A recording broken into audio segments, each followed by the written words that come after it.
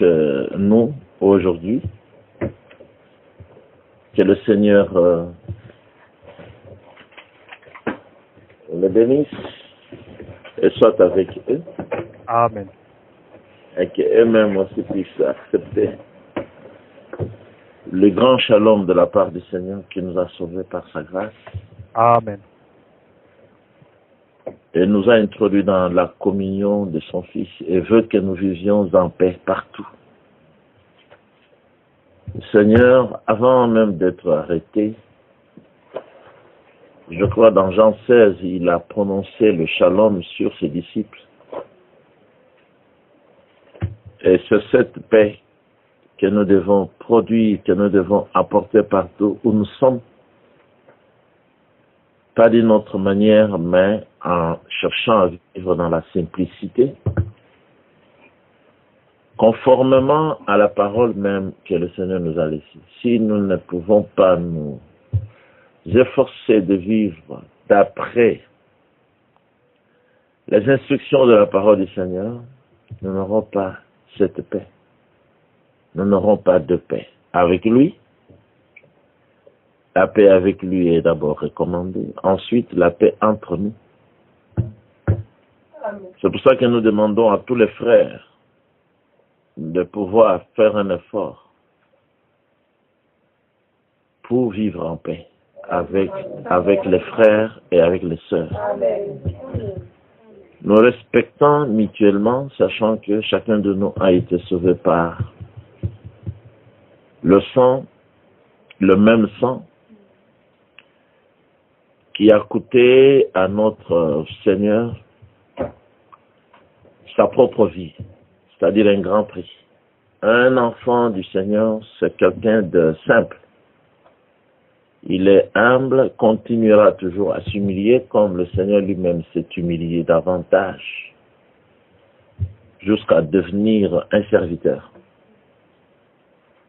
Et tous ceux qui ont été réellement sauvés, ils s'efforcent de vivre dans l'humilité, dans la simplicité.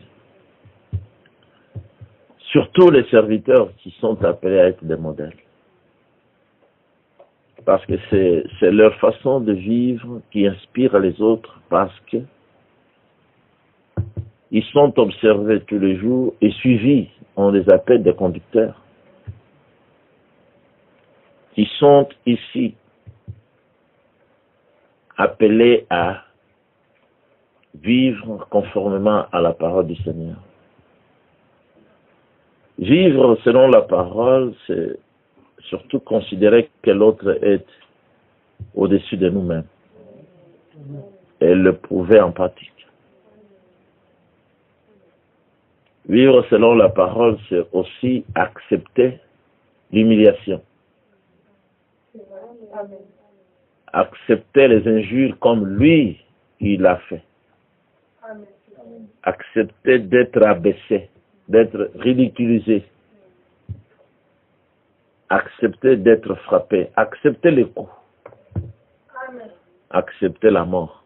Amen. Celui qui ne vit pas comme ça, qui n'aime pas être insulté, qui n'aime pas être calomnié, qui n'aime pas d'être traité de la sorte comme le Seigneur a été traité. Il est loin d'être appelé chrétien. Parce que quand on choisit d'être chrétien, on a choisi là d'être comme Christ Yeshua. Aujourd'hui, quand on parle du Seigneur Yeshua, les gens pensent à un grand personnage, bien sûr qu'il l'était, mais il ne s'était pas comporté comme un grand personnage. Les gens pensent à quelqu'un qui était respecté de partout, qui était tellement honoré, quelqu'un dont on ne parlait jamais en mal, mais c'est le contraire. Parce que la Bible dit ce que nous pouvons revoir dans Ésaïe 53 au sujet de notre Seigneur, que c'était un homme de douleur, habitué à la souffrance. Peut-être que le Seigneur voulait que nous voyions ceci, Parce que nous pouvons accumuler tant et tant de connaissances, devenir très orgueilleux et manquer l'essentiel qui est la vie. L'essentiel, c'est la vie. La vie éternelle qui est très puissante, qui ne manque jamais de se manifester à travers ses fruits. Et notre frère Branham insiste pour dire que les gens cherchent la puissance, ils cherchent la puissance, mais ne faites pas attention à ceux-là. Dieu n'emploie jamais, le Seigneur n'emploiera jamais celui qui est comme ça, qui cherche des grandes choses. Ouais. Tous ces gens-là, ils ne savent pas ce qu'ils cherchent. Cherchez véritablement la puissance, il dit, c'est lorsque vous pouvez être capable de vous humilier vous-même et accepter que les gens marchent sur vous. Parce que pour monter, selon la loi du Seigneur, la loi de la Bible, qui le respectera toujours, il faut descendre. Amen. Celui qui s'abaisse, la Bible a dit qu'il sera élevé. Et celui qui va commencer par chercher la puissance, il sera abaissé dans l'humiliation. Et ce sera la honte et la destruction. Dans Yeshaya 53, il dit, il est dit de lui, qui a cru à notre prédication. Qui a cru à notre prédication.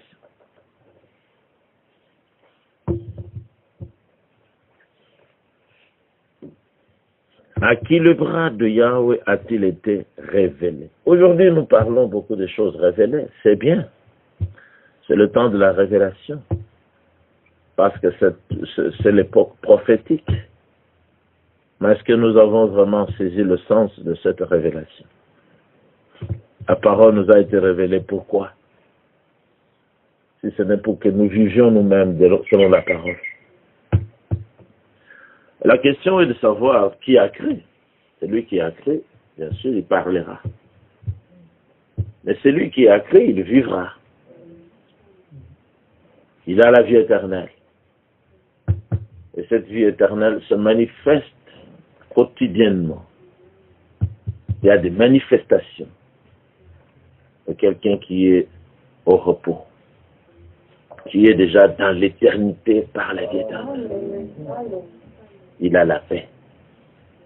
Il vit en paix avec le Seigneur et avec son frère, avec sa sœur. Produira la paix dans l'Église. Il n'est pas là pour détruire l'Église.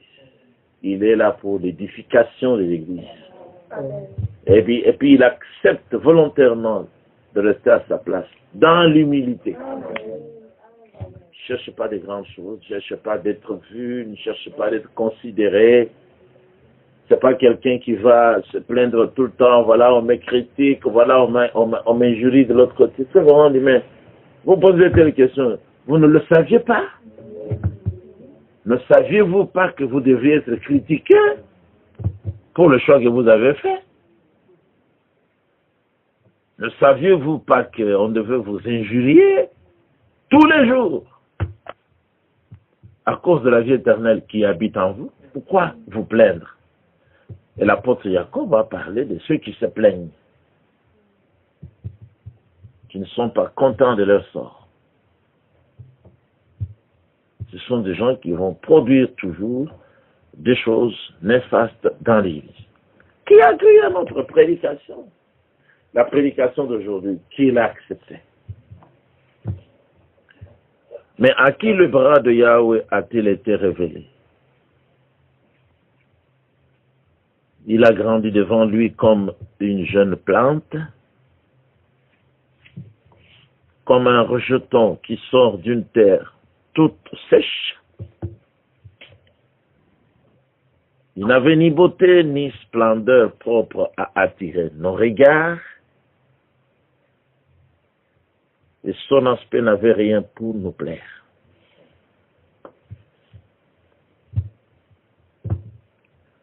méprisé et délaissé par les hommes, voilà ce que nous ne voulons pas. Voilà ce que nous, les disciples, nous ne supportons pas. Mais lui, la tête, il était comme ça. Ça, c'est la photo du Seigneur Yeshua. Ça, c'est la description de sa personnalité et c'est ce qu'il a vécu. Il était la parole faite chair. Et ici, nous lisons la parole écrite. Cette parole écrite s'était manifestée dans sa vie. Il était comme ça.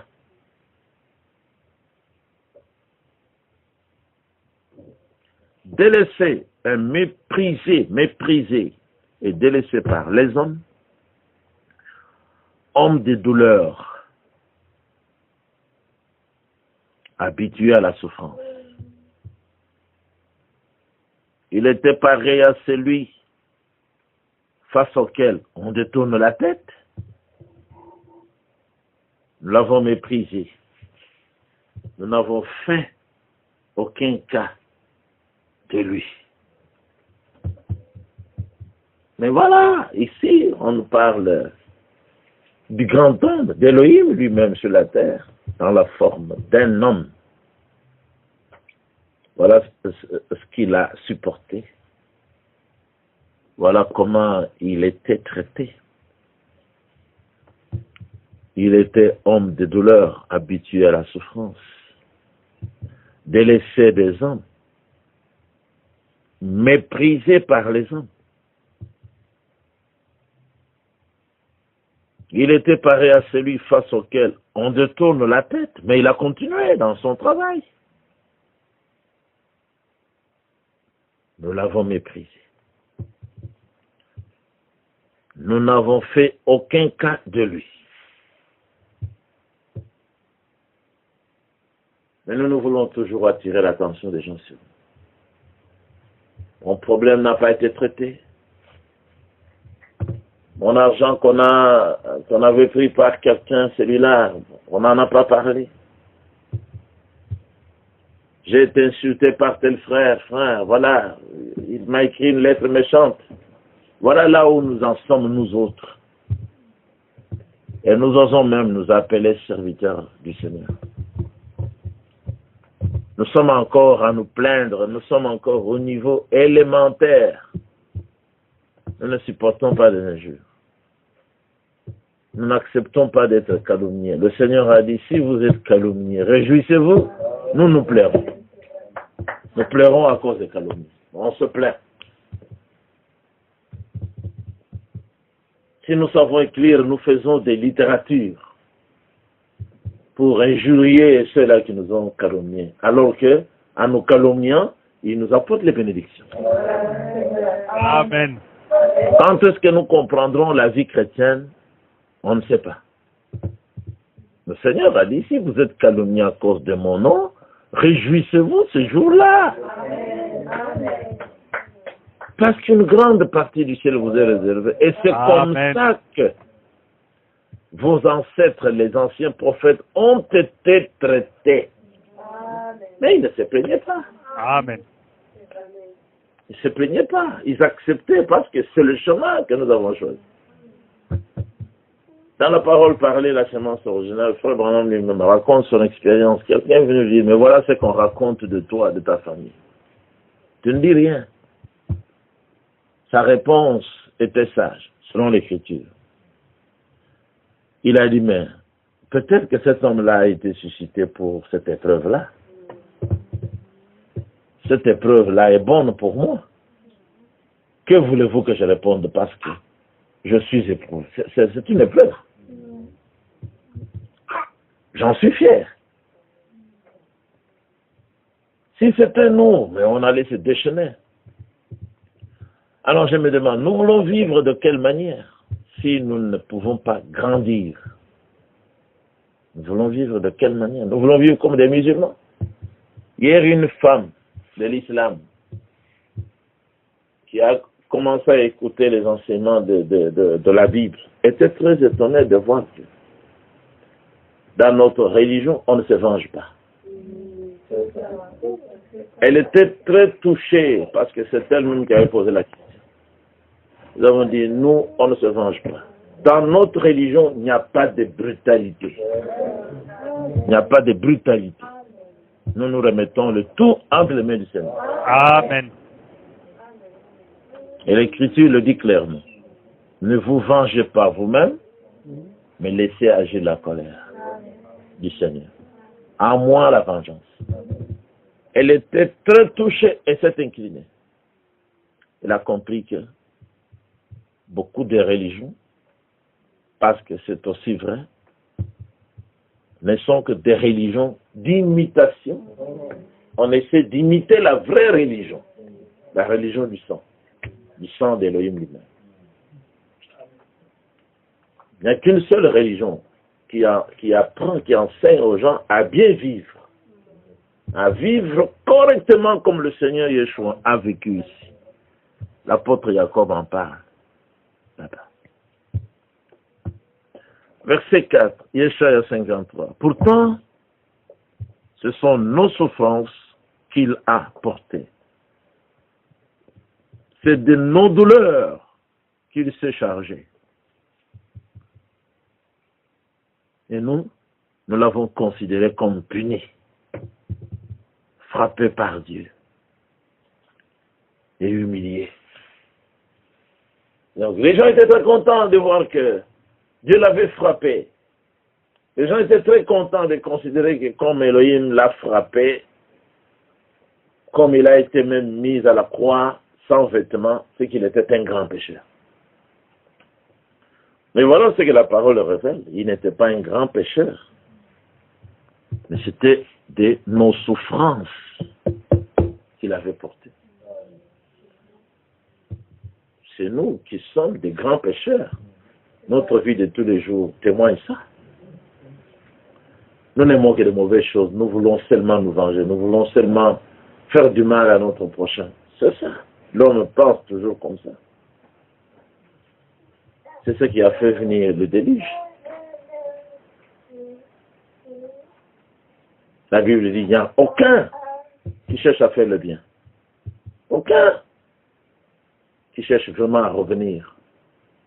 Même ceux qui sont revenus déjà à la parole, qui sont revenus au Seigneur comme on pensait le voir aujourd'hui, ils continuent toujours à penser à des mauvaises choses.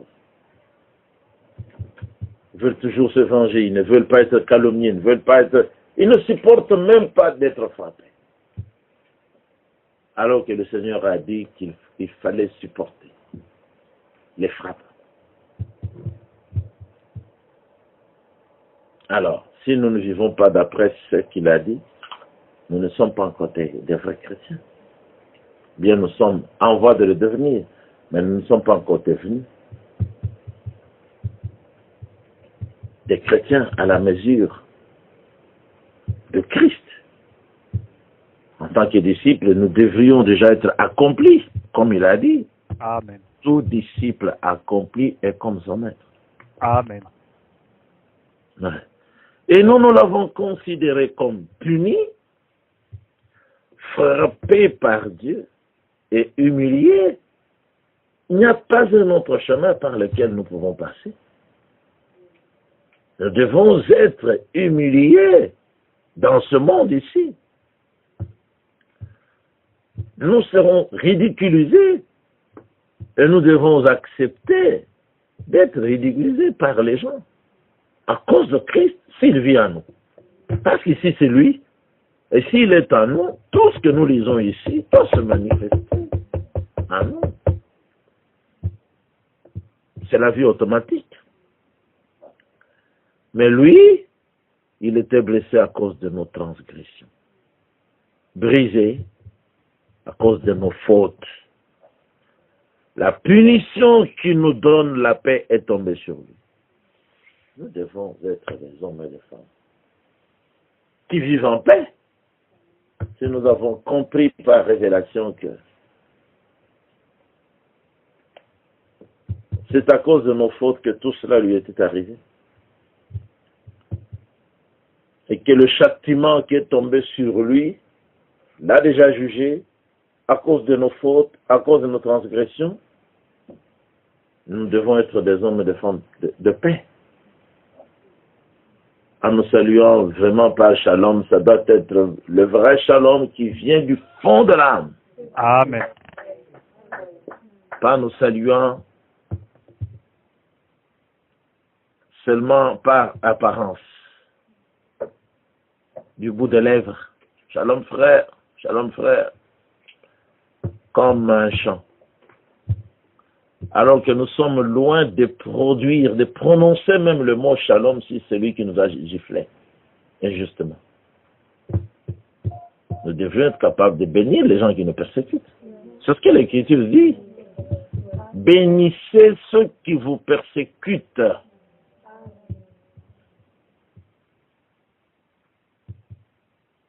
Si on vous a injurié, l'apôtre Pierre a dit, ne rendez point d'injures. Mais nous ne voulons pas faire ça. Si quelqu'un nous a injurié, alors on lui fait une lettre, ou bien on prend le téléphone. On doit l'injurier 70 fois. Plus que ce qu'il a fait. C'est la vie chrétienne. De quelle Bible qui a enseigné une telle vie? Ça, c'est la vie des musulmans. Si un chrétien vit comme ça, ce n'est pas un véritable, qui ne se considère pas comme chrétien, mais il est de l'islam. Ça sont des choses de Mahomet.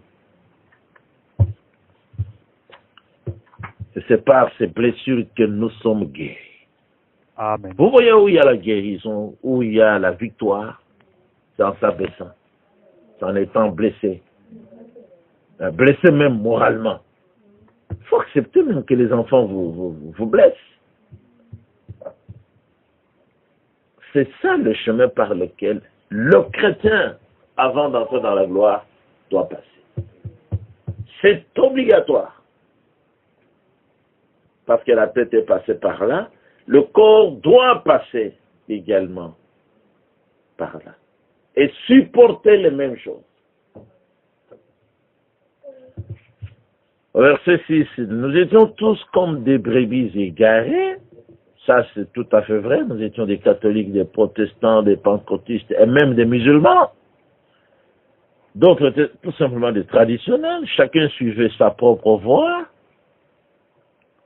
Mais Yahweh a fait retomber sur lui nos fautes à tous. Ne pouvons-nous pas aussi accepter comme lui de souffrir pour les frères, souffrir à cause de ça, afin qu'ils aient la vie? Ne pouvons-nous pas aussi donner notre vie comme lui l'a fait? Il a enseigné ça dans Jean 16. Le grand amour consiste à donner sa propre vie pour ses amis. Amen.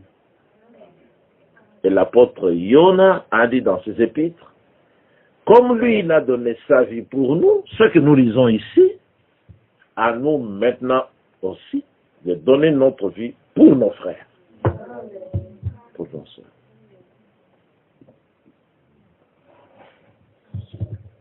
L'apôtre Paul ne l'a-t-il pas dit? Il l'a dit à Timothée, quelque part, lorsqu'il s'adresse à Timothée, un autre serviteur de Dieu, il dit, il faut que je souffre ces choses, afin que les élus aient aussi aient la possibilité d'entendre le message du Seigneur. Si on ne peut pas accepter de souffrir pour les frères, pour les sœurs, mais les gens n'entendront pas la parole. Ou alors le Seigneur devra nous laisser de côté pour aller choisir ceux qui accepteraient de souffrir pour l'Église. Ça, ce sont même les conditions à remplir pour suivre le Seigneur Yeshua. Il l'a dit lui-même. À Matthieu 10, à Luc 10 et dans d'autres livres. Si quelqu'un veut venir après moi, s'il veut devenir mon disciple, qu'il renonce à lui-même, qu'il se charge de sa croix et qu'il me suive. Amen. Celui qui voudra sauver sa propre vie, la perdra. Et celui qui acceptera de la perdre à cause de moi, la retrouvera pour la Amen. vie. La vie éternelle, c'est pas autre chose. Il faut d'abord accepter de perdre celle-ci. Il faut accepter volontairement. Et puis, il faut le prouver. Il faut perdre certaines choses. Il faut perdre les amis, perdre la gloire, perdre la popularité, perdre la jeunesse, perdre tout. Et perdre même sa propre vie. Comme ça, la bonne, la meilleure, la vie éternelle nous est donnée en échange et elle se trouve cachée en Christ. Lorsqu'il reviendra, nous serons manifestés avec lui.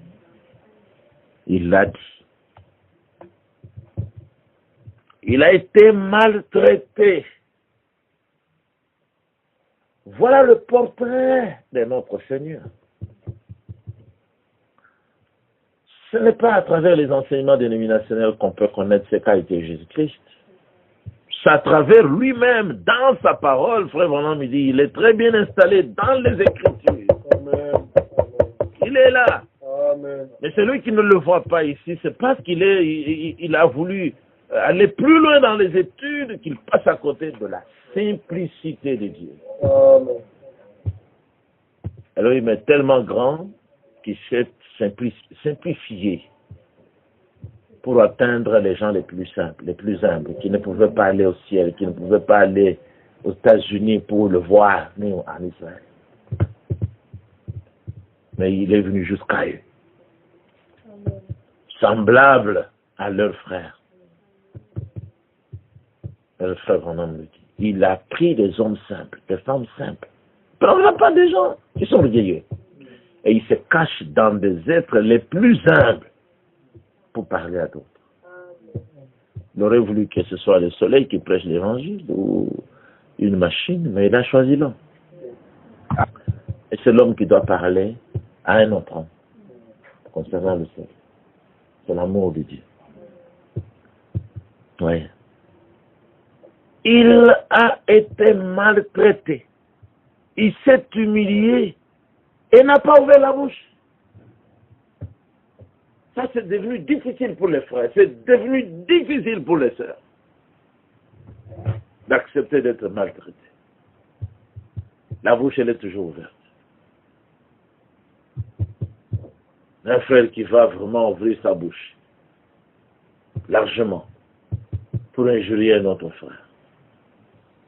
Une sœur qui va ouvrir sa bouche au lieu de louer Christ, de le bénir, d'avoir été maltraité.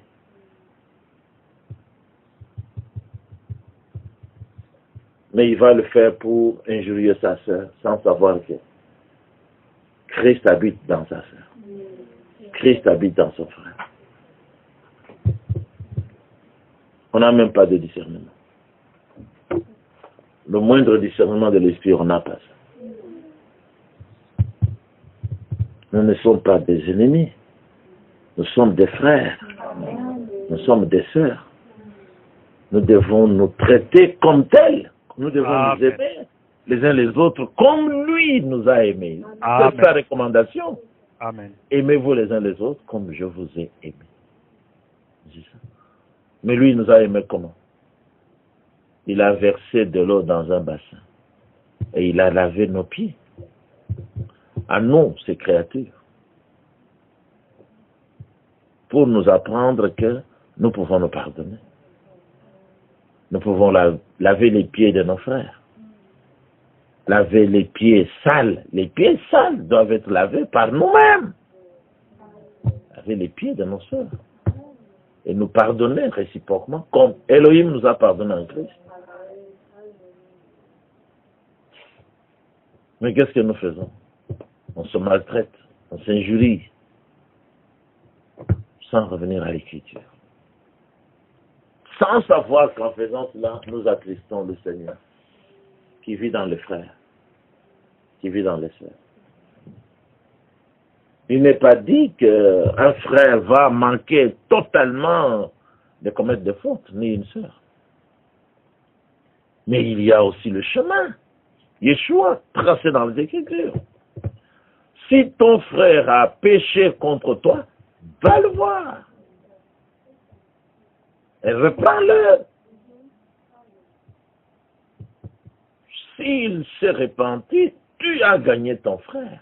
Amen. C'est ce qui est dit. Amen.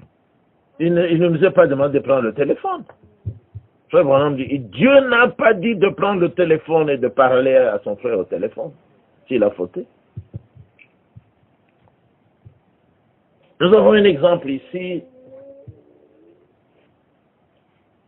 qu'on a vécu quand on était à Réguiné. Nous avons vu un frère quitter Namur ici en Belgique pour venir arranger quelque chose avec un autre frère à Kinshasa.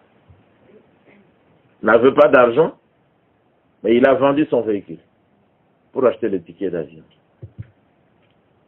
Un prédicateur. Il est venu pour arranger ça avec un autre prédicateur qui n'était pas content de lui à Kinshasa. Mais voilà vivre la vie de la parole. Je n'ai jamais oublié ça. Et nous ne savons pas être patients, nous ne savons pas prier le Seigneur pour dire, donne-moi les moyens pour que j'aille voir le frère qui est fâché contre moi. Or, c'est une recommandation de la parole. Nous avons seulement des grands mots. Nous voulons seulement être considérés comme des commissaires d'État, être considérés comme des présidents de la République. Mais ce n'est pas ça. Nous nous sommes déplacés jusqu'en Allemagne pour voir le frère et parler avec lui. Avant de dire qu'il est tombé ce film. Nous devons toujours nous soucier de suivre le chemin tracé dans la parole si nous avons l'esprit de la parole. Tant que je n'ai pas vu mon frère, je ne parlerai pas contre lui. Parce qu'il m'est demandé par son père, qui est aussi le mien, de le voir et de parler avec lui, face à face, pas au téléphone, pas à travers l'Internet. Pas à travers l'Internet.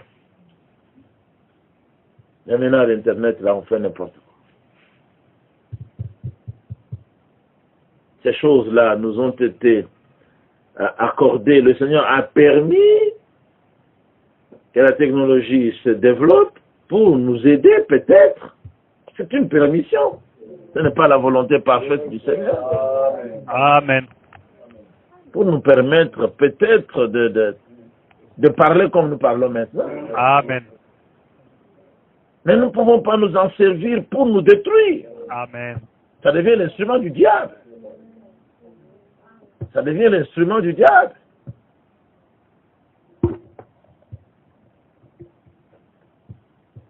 Et vous savez comment même dans la Bible, le prophète Moshe a détruit ce que le Seigneur avait commandé d'élever. Parce que c'était devenu quoi? Une abomination.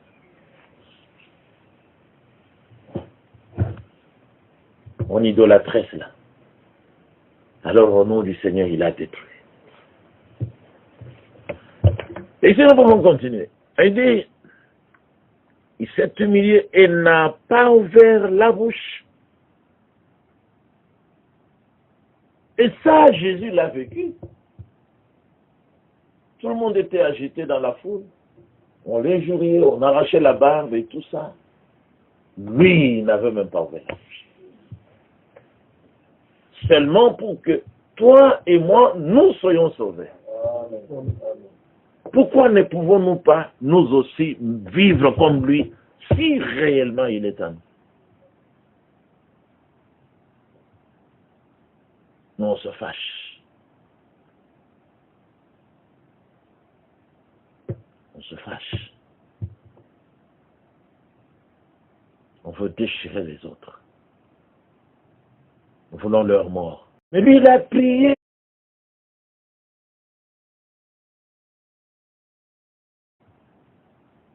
Nous, on se fâche. On se fâche. On veut déchirer les autres. Nous voulons leur mort. Mais lui, il a prié pour que le Père pardonne ces gens-là, qu'il le mette à mort. Étienne, pour prouver que Yeshua était en lui, il pria aussi pour que le Seigneur n'impute pas le péché à ces gens-là, qu'il le mette à mort. Pendant qu'il mourait, il a prié pour eux. pour obtenir leur pardon. Où en sommes-nous? Pourquoi ne pas demander au Seigneur de nous remplir de la même vie? Pour qu'on nous appelle, à cause de notre vie manifestée, des Machim. Qu'est-ce qu'on remarque chez nous? La brutalité. La brutalité traditionnelle, elle est toujours là.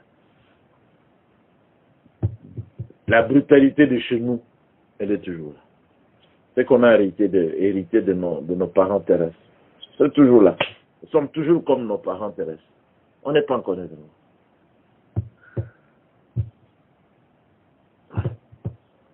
Je vais terminer ici. Pareil à un agneau qu'on mène à l'abattoir, non se débattrait beaucoup pour ne pas arriver à l'abattoir. Mais lui, il a été conduit jusqu'à l'abattoir. Il avait même annoncé bien avant. On va me mettre à mort. Je serai livré entre les mains de Père. Quand cela est arrivé, tout le monde a fui. Il n'a pas fui.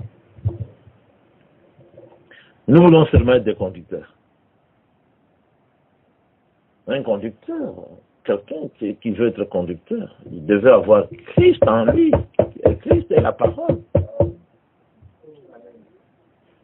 Comme ça, quand ça arrive, il peut agir comme le Seigneur agit, demander la libération des autres et s'offrir soi-même.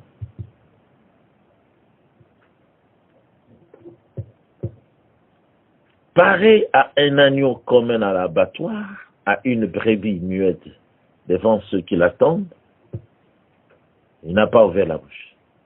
Il n'a pas ouvert la bouche.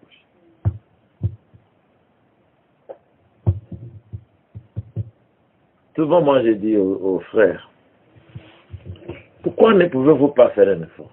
Moi, je suis calomnié de quelle manière? Injurié de quelle manière? Sur toute la terre. Mais si je pouvais me mettre à répondre, je pouvais écrire de quelle manière, ou parler de quelle manière, avoir quel genre de souffle. Pourquoi ne pas laisser passer les choses? Pourquoi ne pas accepter? Vous grandirez comment? Pourquoi ne pas accepter? Pourquoi ne pas tolérer? On est toujours prêt à boxer le frère, prêt à l'injurier, sortir des mots que le frère ou que la soeur n'a jamais entendu. Vous voyez? Il n'a pas ouvert la bouche. Ma prière est que notre bouche, à partir de maintenant, soit fermée. Amen. Soit fermée et qu'elle s'ouvre seulement pour glorifier le Seigneur. Amen. Pour prêcher sa parole. Amen. Pas pour injurier les frères. Pas pour injurier les sœurs. Il a été enlevé sous la contrainte et sous le jugement. Et dans sa génération, qui s'est inquiété de son sort? Il ne s'est pas plaint. Il ne s'est pas plaint. Qui s'est soucié de ce qu'il était exclu de la terre des vivants? Frappé à cause de la révolte de mon peuple. C'est le peuple qui s'est révolté. Lui, il a subi la punition. C'est lui qui a été frappé. Pour que le peuple soit pardonné. On a mis son tombeau parmi les méchants. Sa tombe avec les riches, alors qu'il n'avait pas commis de violence et qu'il n'y avait pas eu de tromperie dans sa bouche. Mais Yahweh a voulu le briser par la souffrance. Si tu fais de sa vie un sacrifice de culpabilité, il verra une descendance et vivra longtemps. Et la volonté de Yahweh sera accomplie par son intermédiaire. Après tant de troubles, il verra la lumière et sera satisfait. Par sa connaissance, mon serviteur juste procurera la justice à beaucoup d'hommes. C'est lui qui portera leurs fautes. Voilà pourquoi je lui donnerai sa part au milieu de beaucoup et il partagera le butin avec les puissants. avant d'arriver à la victoire, à l'élévation. Voilà le chemin. Amen. C'est ça que nous lisons là au verset 12. Parce qu'il s'est dépouillé lui-même jusqu'à la mort et qu'il a été compté parmi les criminels, parce qu'il a porté le péché de beaucoup d'hommes et qu'il est intervenu en faveur des coupables. Amen. Amen. Amen. Que le Seigneur vous bénisse. C'est avec vous. Je crois que c'est ça que le Seigneur voulait que nous voyions aujourd'hui. Ce n'était pas au programme, je ne savais même pas qu'on allait parler de ça. J'ai devant moi, pour vous tous qui suivez, le livre de cet âge de l'Église. J'avais déjà souligné les endroits qu'on devait lire concernant les âmes qui sont maintenant en prison, là où le prophète Branham enseigne sur le messager qui devait entrer en scène dans notre génération et insister sur le ministère d'enseignement qui est rejeté. On pourra voir ça peut-être demain, si nous avons le temps, pendant le culte. Pour le moment, le Seigneur a voulu que nous nous limitions à cette lecture de la parole dans le nom du Seigneur Yeshua. Nous demandons seulement tous les nôtres de pouvoir mettre cela en pratique, de méditer.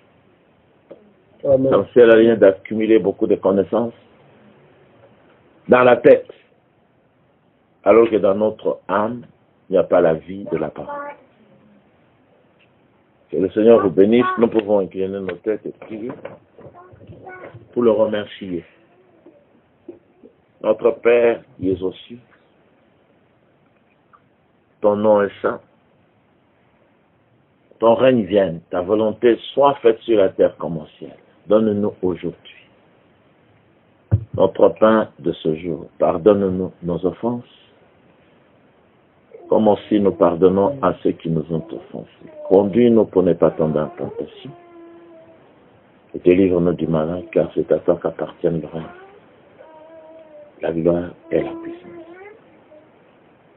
Au siècle des siècles. Nous avons prié au nom de Yeshua. Amen. Amen. Shalom à tous. Shalom.